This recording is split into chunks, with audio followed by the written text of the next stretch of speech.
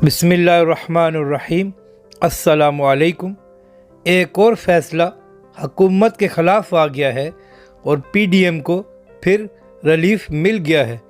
Election commission ने मेहरबानियों का सारा रुख नून लीग और पीपल्स पार्टी की तरफ किया हुआ है और जो कुछ वो नहीं मांग रहे इलेक्शन कमीशन वो भी उनको दे रहा है।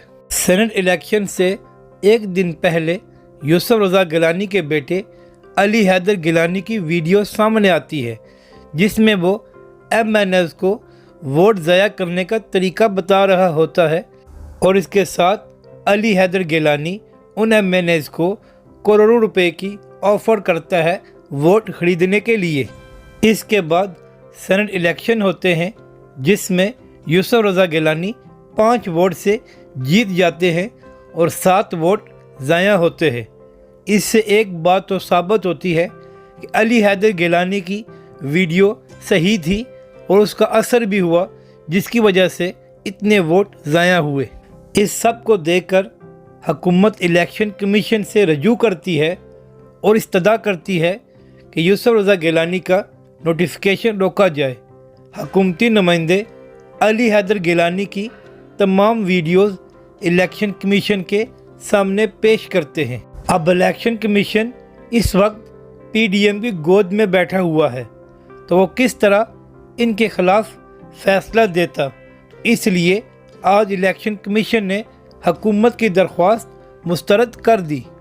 इलेक्शन कमीशन की डटाई देखें कि जिन वीडियोज़ को अली हैदर गिलानी ने माना कि ये मेरी हैं और इन्हीं वीडियोज़ में लेन देन का भी ज़िक्र है, मगर इलेक्शन कमीशन ने फिर भी यूसुफ रज़ा गिलानी के हक़ में फ़ैसला दिया।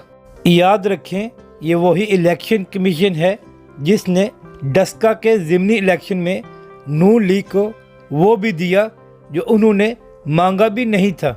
डस्का में नून लीग की कैंडिडेट नौशीन साहिबा ने कहा कि 23 पोलिंग स्टेशन में दोबारा पोलिंग कराई जाए, मगर इलेक्शन कमीशन ने नून लीग पर इतनी मेहरबानी की कि पूरे हलके में दोबारा पोलिंग का ऑर्डर दे दिया। जबकि सेनेट इलेक्शन में सब कुछ साफ जाहिर है कि किस तरह जरदारी ने नोटों की बोरियां चलाकर यूसुफ रज़ा गिलानी को जितवाया है, मगर इलेक्शन कमीशन खामोश तमाशाई के तौर पर तमाशा देख रहा है। इलेक्शन कमीशन के चेयरमैन सिकंदर सुल्तान राजा साहब नवाज शरीफ के बड़े ख़ास बंदे हैं, तो कैसे हो सकता है कि वो इमरान खान या उसकी हुकूमत के हक़ में फ़ैसला दें। वो तो हमेशा ही पीडीएम का साथ देंगे और वो ऐसा ही कर रहे हैं। हालांकि सबको नज़र आ रहा है कि क्या झूठ है और क्या सच है।